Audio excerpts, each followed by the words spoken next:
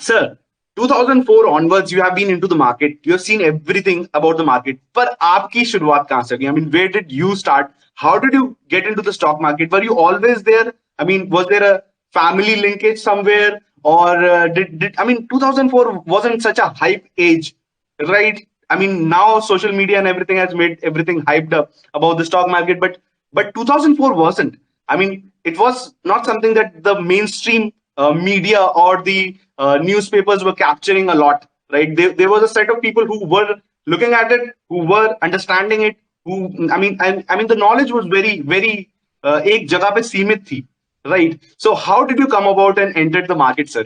Please share your story. Okay, thanks, Shikhar.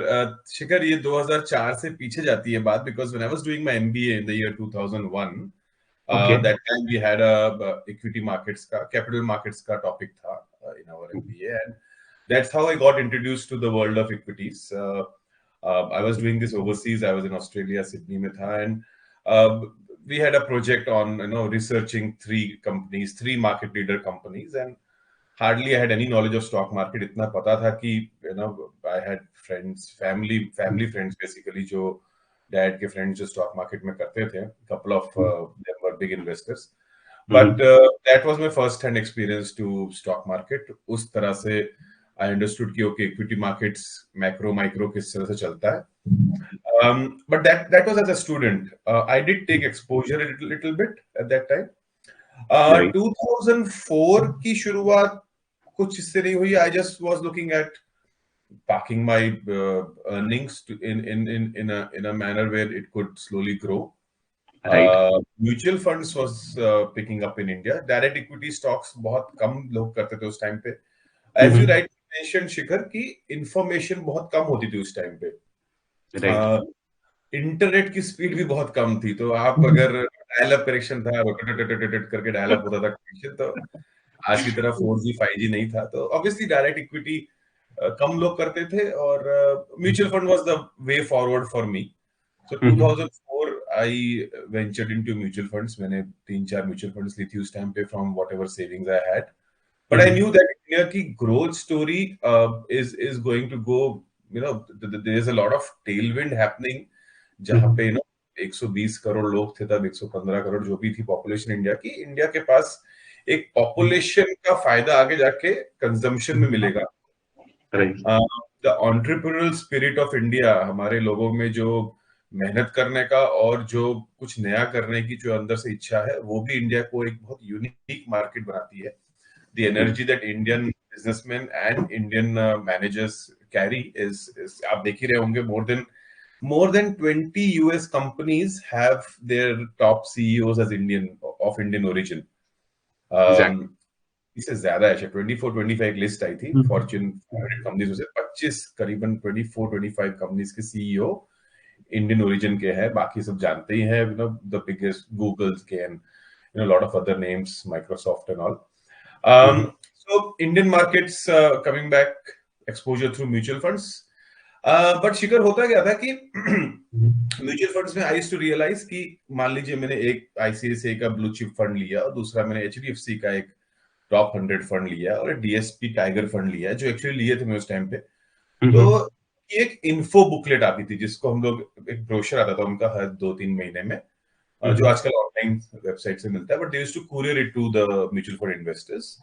That booklet used to contain information about that funds. उनके अगर 25 funds है, तो सब funds के बारे में दे विल डिक्लेयर कि क्या इनके एनएवीज हैं, कॉस्ट रेशियोज क्या है, एक्सपेंस रेशियोज बेसिकली, और उनका पोर्टफोलियो क्या है. What are the, if it's a multi cap fund, उनके क्या स्टॉक्स है, टॉप 20-30 स्टॉक्स. Right. तो एज आई सेड, इंफॉर्मेशन उस टाइम पे इतनी इजी नहीं थी. So I used to go and I used to look at these various booklets, and I realized कि more or less सब निफ्टी के स्टॉक्स में, Nifty and large cap stocks में डीलिंग होती है. Obviously safety first. Mutual fund का एक principal है कि आपका कैपिटल का ग्रोथ स्टुपेंडस हो, जोरदार हो, उससे ज्यादा आपका कैपिटल सेफ रहे, वो म्यूचुअल फंड्स का एक बेस क्राइटेरिया रहता है. Right. अब जाके एग्रेसिव म्यूचुअल फंड्स आ गए हैं, बट उस टाइम पे मोस्ट वर लार्ज कैप फंड्स और slight large cap with mid cap touch. So, they wouldn't be buying a 5,000 crore market cap company or a 3,000 crore market cap company. सबके portfolio में रिलायंस था, L&T था, TCS था. TCS तो तभी IPO आया था 2004 में, तो वही इन्फोसिस था, एसबीआई था, मारुति था. सो मोर और लेस अगर मेरे पास 4 म्यूचुअल फंड है, उनके मैं सारे स्टॉक्स चेक करता था, तो आई रियलाइज इसमें तो 50% स्टॉक्स कॉमन है. और कुछ ने एक्सपोजर लिया हुआ था टू व्हीलर्स में ज्यादा, किसी ने आयशर में ले लिया था, किसी ने महिंद्रा में ले लिया था फोर व्हीलर में, तो थोड़े से उसमें फ्लक्चुएशंस थे. तो उस टाइम पर बाइंग अ रिलायंस और एन इन्फोसिस और आईसीआईसीआई बैंक और HDFC bank was always good, क्योंकि वो तो दिग्गज स्टॉक्स थे ही अपने सेक्टर के. और दिमाग में ये था कि can I increase my alpha, मेरा जो जनरेशन कर रहा हूं मैं, रिटर्न जनरेशन है, वो मैं मार्केट को बीट कैसे करूं.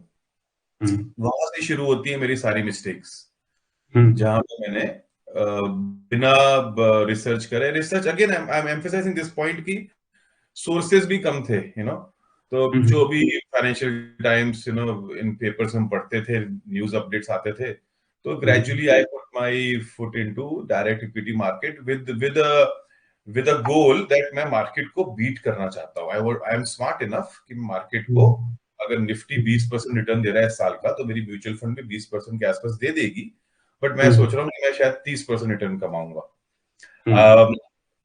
had initially obviously mutual funds थे, तो मेरे पास एक बफर था कि ओके मेरी एक जगह पे हल्के हल्के हल्के वेल्थ क्रिएट हो रही है. मगर डायरेक्ट इक्विटीज में घुस गए, और सबसे बड़ी मिस्टेक जो लोग करते हैं, आज भी कर रहे हैं लोग अनफॉर्चुनेटली, कि छोटा स्टॉक लेना है, 100 रुपए से कम का स्टॉक लेना है. राइट. मैं परसों आई वाज ट्वीटिंग इट कि 2 पेंट कंपनीज हैं, कांसाई नेरोलैक और एशियन पेंट्स, दोनों दिग्गज कंपनीज है. Kansai Nerolac is an international firm. Kansai Nerolac एक 400 रुपए का स्टॉक है, और एशियन पेंट्स एक 2900 3000 रुपए का स्टॉक है. Kansai Nerolac is at a PE of 57 and Asian Paints is a PE of 72 73. Okay. People think Kansai Nerolac 400 रुपए का stock is cheaper than Asian Paints. Right. वो ही सोच की वजह से पैसा नहीं बन पाता है. 400 रुपए का स्टॉक, बिकॉज उसका डिनोमिनेटर छोटा है, हमको चीप लगता है, और एक 3000 रुपए का स्टॉक हमको डिनोमिनेटर बड़ा है, वो महंगा लगता है. तो सन 2003 में, again exactly 20 years back, MRF was less than 2000 rupees. Right. आज तो नहीं, अभी तो 85 88 जो भी चल रहा है, बट 97,535 का एमआरएफ का लाइफ हाई है. राइट. तो 2000 में, अरे 2000 रुपए का स्टॉक लेना है, 2003 की बात कर रहा हूं मैं. 2000 बिग थिंग. 50 रुपए का स्टॉक ढूंढते हैं, बट 2000 रुपए का स्टॉक भी 1 लाख रुपए तक जा सकता है 50 टाइम्स इन 20 years. सो ये सारी जो चीजें अब समझ में आती है, उस टाइम पे नहीं थी नॉलेज, ना ही ऐसा कोई मेंटर था हमारे पास, और ना ही बिजनेस चैनल्स में या वेबसाइट्स पर हम लोग को इस तरह का अपडेट ज्ञान या कमेंट्स मिलते थे जो हम समझ पाए. राइट. तो that journey became topsy turvy to say the least. मैं 8-10 मिस्टेक्स ऐसी गिना सकता हूँ जो इस जमाने के यस बैंक हैं या डीएचएफएल है. उस जमाने के स्टॉक में डेक्कन क्रॉनिकल और यूनिटेक और JP group and all that infrastructure boom चली थी, and all that blunders done, lessons learned. वो एक किसी ने कोट डाला था कि everybody is looking for the next HDFC bank. Right. सबको नेक्स्ट एचडीएफसी बैंक चाहिए, because HDFC bank has been a stupendous wealth creator last 30 सालों का रिकॉर्ड देखें. But in pursuit of the next HDFC bank, आपकी चेष्टा नए HDFC bank को खरीदने के चक्कर में आप ले लेते हो एक लेमन स्टॉक. लेमन स्टॉक मतलब नींबू खरीद लेते हैं आप. जो छोटे 25-50 रुपए का स्टॉक है ना, उसके पास ग्रोथ है, छोटे साइज का बैंक है, शायद पीएसयू बैंक ले रहे हैं लोग. पीएसयू बैंक ने 10 साल तक कुछ रिटर्न नहीं दिए, और लास्ट ईयर रिटर्न दिए, मतलब लास्ट 8 महीने में. The point is in pursuit of the next HDFC bank, आप हायर रिस्क ले रहे हैं, रिटर्न्स का आपको कोई कंफर्मेशन नहीं है। तो next HDFC bank actually is present HDFC bank only. आज मेरे को HDFC में पैसा डालने में आज भी मैं पैसा बना सकता हूँ, आज भी मैं स्टॉक को 15 to 20% कंपाउंडिंग होते हुए देखता हूँ। ICICI Bank is in the same league. The banks have got better. Well, before we continue, Shikhar, with more stock names, please note, I am not a stock advisor. Disclaimer, all the stock discussion getting done over here is only for educational purpose. I may or might not have positions in them. I might have my vested interests in them. So please take it with a pinch of salt. Important disclaimer. So that was the initial stages of it, and gradually aage jaake, people learn, and the journey got much smoother. Yeah. Right.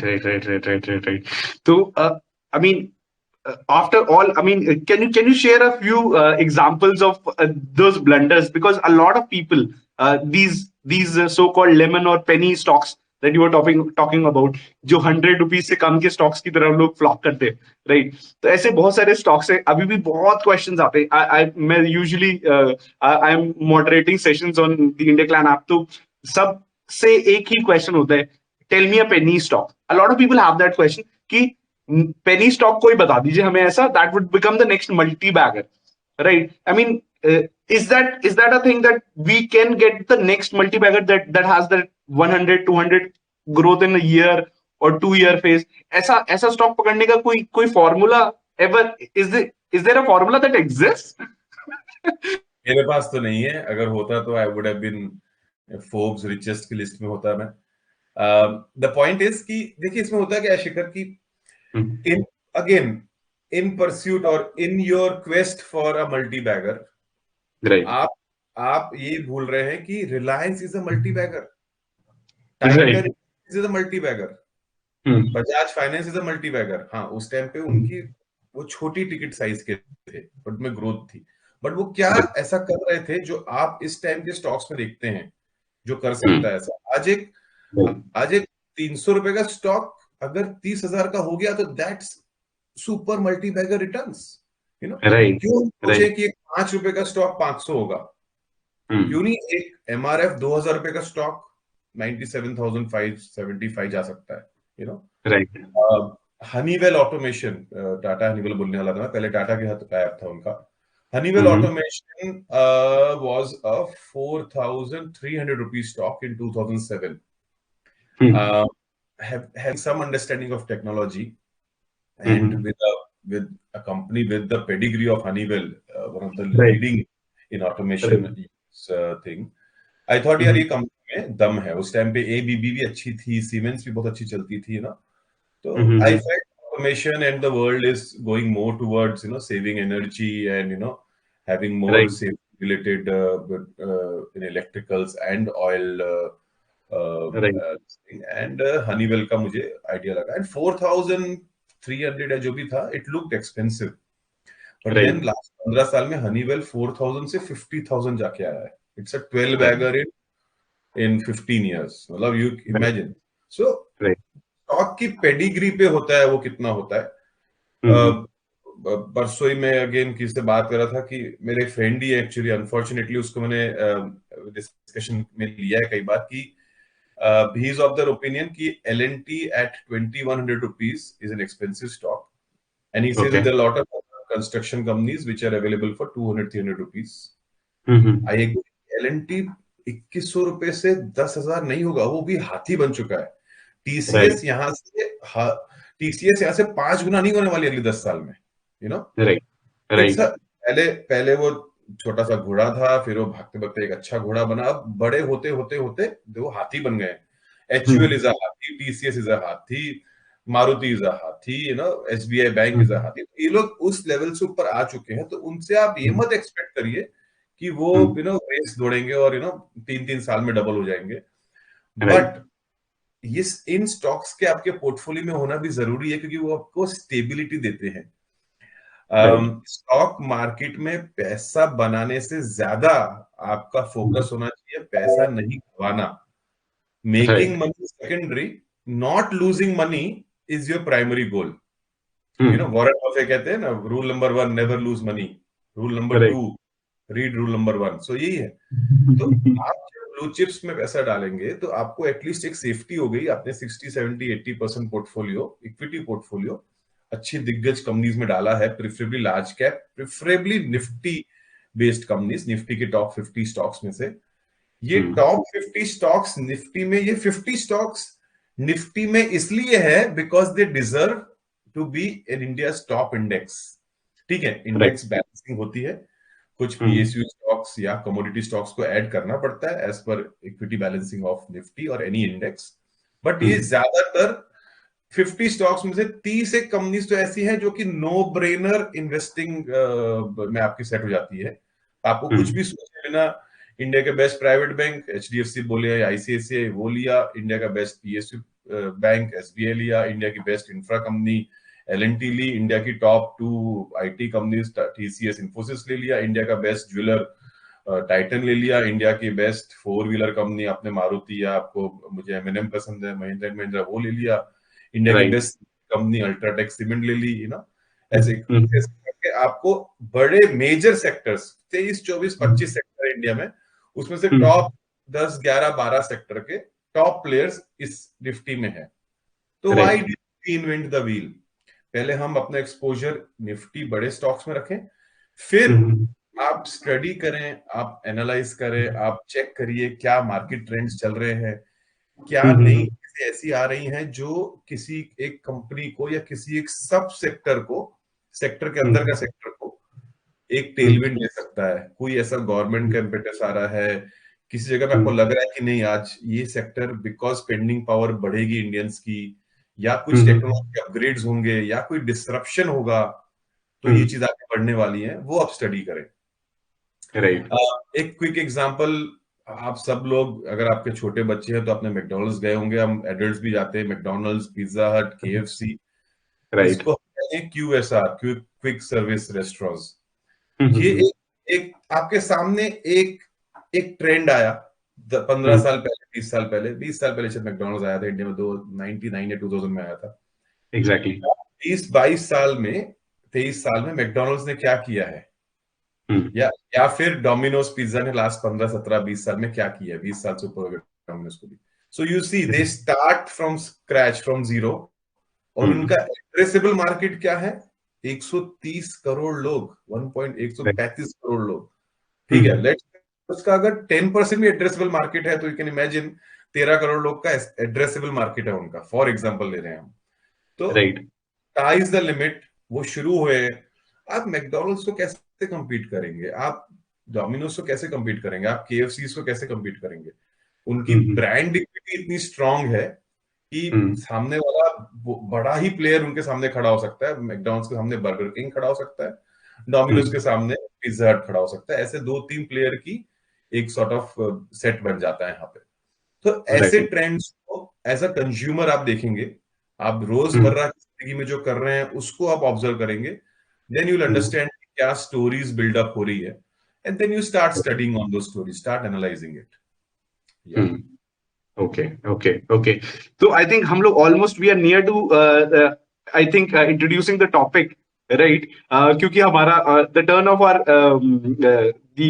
The discussion has taken that turn कि हम लोग आ सकते हैं अब topic के पास में, that is decoding the Indian stock market and getting insights into how wealth creation, long term wealth creation is done and compounding works. So sir, ये हमारा टॉपिक है आज का।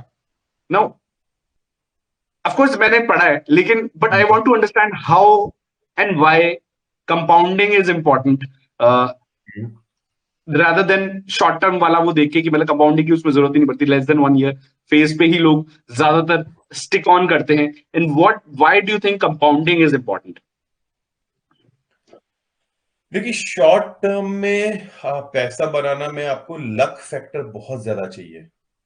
ज्यादातर न्यूज बेस्ड या टिप बेस्ड चलता है इसमें, people go by that source of information. But short term में फैक्टर्स आपके कंट्रोल में नहीं होते हैं, फैक्टर्स बाहर कंट्रोल में होते हैं, फैक्टर्स शायद ऑपरेटर्स के कंट्रोल में होते हैं, लिक्विडिटी के कंट्रोल में होते हैं, एक हाइप के कंट्रोल में होते हैं, एक एक वेव की तरह आते हैं निकल जाते हैं। तो शॉर्ट टर्म में टू बी ऑनेस्ट मैंने कभी इंटरेस्ट नहीं लिया, मेरा फोटे नहीं था। और to be very very honest, ज्यादातर मैंने देखा है शॉर्ट टर्म में लोग जो एंट्री करते हैं they lose money. Right. It's like, एक और एग्जांपल लीजिए, टेस्ट मैच चल रही है, कोहली 59 में नॉट आउट है। I follow cricket very strongly, and इस बार तो मेरी दो नेशंस के बीच में टेस्ट मैच हो रही है, Australia and India. Exactly. Kohli को देखिए जरा, कोहली को आप देखिए शिखर, लास्ट 4 साल से कोहली ने कुछ रन नहीं मारे, एक भी टेस्ट 100 नहीं है उसका। तो शॉर्ट टर्म में जो आदमी सिर्फ 1-2 साल से क्रिकेट देख रहा है, ही वुड से क्या कोहली इज क्या है ये, रन ही नहीं बनते। But Kohli has a test average of 55 something, he is the second highest test scorer in the world. तो लॉन्ग टर्म देखिए ना कोहली ने क्या किया है, राइट। शॉर्ट टर्म में कोहली नहीं चल रहा है। ऐसे ही आईटीसी 7 साल तक आईटीसी नहीं चला था, 2015 से 2022 तक, 21 के एंड राइट। तक, literally 7 years ITC was only, आपको डिविडेंड मिल रहा था 3-4% यील्ड का, और आईटीसी नहीं चला। फिर गिरते मार्केट में आईटीसी चला है और ऑलमोस्ट डबल हुआ है, 190 लेवल से 380। ITC is almost doubled in 15-16 months, 2021 की दिवाली से। तो लॉन्ग टर्म में हमको पता है कि वेल्थ क्रिएट होगी, शॉर्ट टर्म में आई डोंट नो। आईटीसी 7 साल तक नहीं चला, रिलायंस इंडस्ट्री खुद 5 साल तक नहीं चला, राइट। एमआरएफ जो इतना भागा है, एमआरएफ लास्ट 4-5 साल से वही 75 और 90 के बीच में चल रहा है, आप रिलायंस इंडस्ट्रीज का भी एक एग्जांपल देखिए, कोविड के सेकेंड वेव, मतलब समझिए आप एंड ऑफ 2020 अर्ली 2021 पे रिलायंस इंडस्ट्री कब से लेके अभी तक एक 400-450 पॉइंट की रेंज में है, 2100 से 26 या 2150 से 2650 वही कंसोलिडेट कर रहा है। तो बट लॉन्ग टर्म में क्या होगा, ओह लॉन्ग टर्म में रिलायंस पैसा बना के देगा, there is no doubt about it. But short term में कुछ भी हो सकता है, दैट इज व्हाई जिस चीज पे मेरा कंट्रोल नहीं है और जिस चीज पे मेरी नॉलेज नहीं है कि इसमें क्या हो सकता है, श्योरिटी नहीं है मेरे पास, उस पे मैं हाथ नहीं डालता हूं। जिसे मुझे पता है कि, और कैसे पता चला, सेल्फ एक्सपीरियंस करके और लोगों के एक्सपीरियंसेस सुन के, आयशर मोटर ने वेल्थ क्रिएट करी है लोगों के लिए, टाइटन ने वेल्थ क्रिएट करी है, राकेश झुंझुनवाला साहब का टाइटन इंडस्ट्रीज ने इतनी स्टुपेंडस वेल्थ क्रिएट करी है, इतना जबरदस्त लोगों को रिटर्न्स दिया है। HDFC is also an example. तो जो पास्ट में हुआ है उसकी मैंने पार्टिसिपेट नहीं किया था उसमें, मेरे पास इतनी नॉलेज नहीं थी। 2004-5-6 में मेरे पास म्यूचुअल फंड के सिवा मेरे पास डायरेक्ट टाइटन या बजाज फाइनेंस या आयशर मोटर्स नहीं थे। बट आज मैं देख के बोलता हूँ, yes I should have bought them, मेरे पास उतना विजडम नहीं था।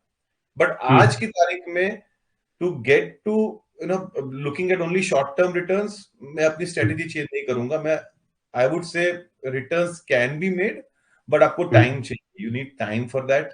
जल्दबाजी में कोई काम नहीं होगा। राइट। तो नाउ गेटिंग बेसिकली अब बिल्कुल ही सुपर वे में स्टार्ट करते हैं आज का topic, decoding the Indian stock market sir. How do you decode it and how do you go about investing now after all these years, this much experience, seen everything? How do you start looking at, I mean, if you wanted to, let's just say you have an X amount right now and you wanted to invest for a long-term basis for the next 10-year outlook or the next 15 years outlook, how do you go about it, sir? And how do you find that particular stock that usually आप वैसे ये सब advice देते भी हैं Twitter पे, I've seen it to all your users. So how do you find that, sir? आपका क्या process है? How do you get to that particular stock? पहले तो I'll go one step behind and just try to explain कि आपको direct stock equity, stock investing, direct stock investing क्यों करनी है, वो आपका the why should be clear.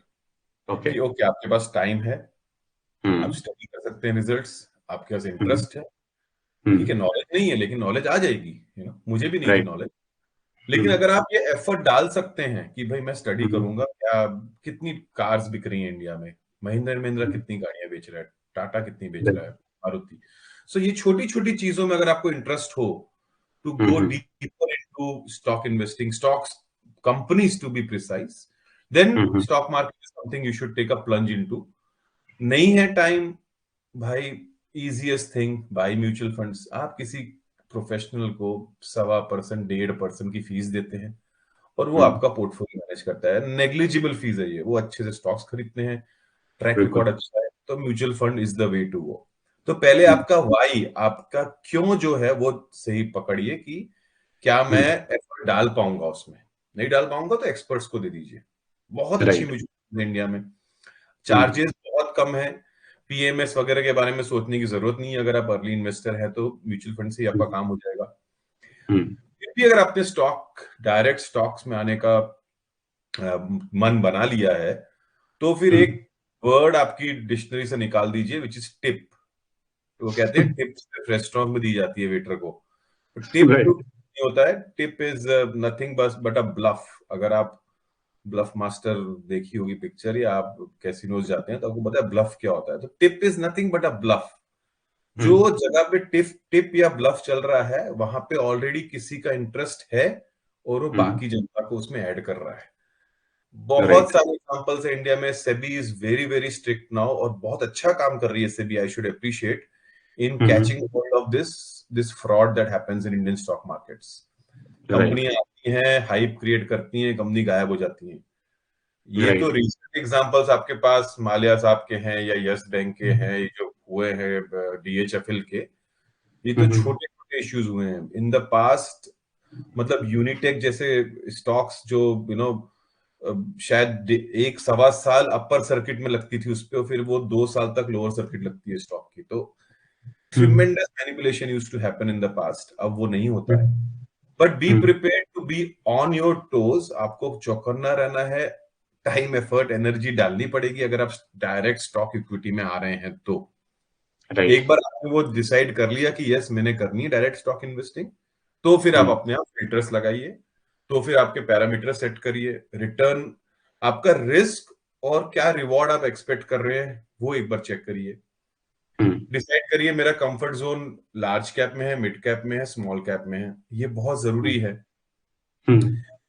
Small cap में वेल्थ क्रिएट हुई है, so I give you, I was just tweeting it the other day. Large cap में risk कम है, return medium, low to medium returns हैं, लेकिन लिक्विडिटी बहुत ज्यादा है। लिक्विडिटी मतलब नंबर ऑफ ट्रेडिंग, जो स्टॉक्स की ट्रेडिंग होती है, नंबर ऑफ स्टॉक्स ट्रेडेड। तो लार्ज कैप में कैप रिस्क कम है, रिटर्न्स लो टू मीडियम है, and liquidity is very very high. Mid caps में risk is medium to high, returns are also on the higher side, liquidity is decently good. Small caps में risk is very high, return is very very high, but एक चीज ध्यान रखनी पड़ेगी, liquidity is low. तो upper circuits और lower circuits जल्दी लग सकती है क्योंकि मार्केट में माल कम है। आप लेते हैं एक स्टॉक, वो 80 रुपए का 200 रुपए हो जाता है, यू आर वेरी हैप्पी। एक न्यूज आती है तो वो स्टॉक आपको सेल करने का चांस ही नहीं मिलेगा, वो 200 रुपए से लेके 40 रुपए पे आ जाएगा, 1/5 in the value, and you will not be able to sell it. तो स्मॉल कैप्स में एक ट्रैक क्रिएट हो जाता है because of low liquidity, lot of gates created, and that's how this sort of a thing happens. And ज्यादातर गड़बड़, ये ठीक है डीएचएफएल यस बैंक के नाम ले रहे हैं, बट ज्यादातर वो आप गिनती के count, you can count on your fingers 10 20 15 नाम, बट ज्यादातर धांधलेबाजी वर्ड यूज करूंगा मैं, वो होती है smaller and nano cap stocks में, 5,000 4,000 3,000 करोड़ से कम का मार्केट कैप है। तो get to decide on these parameters and then jump into it. Right. Right. बिल्कुल सही बात है। बिल्कुल सही बात है। राइट। तो ये चीज अपना वाई क्लियर करके then come into the market, and then once you have decided कि अब आई हैव टू, मतलब I have to look at the fundamentals of a particular company. I am going to read the balance sheets. I am going to read क्या क्या चीजें आती हैं उस particular process में, that I think you follow sir. तो ये सारी चीजें करने का तब हमारे को आना चाहिए।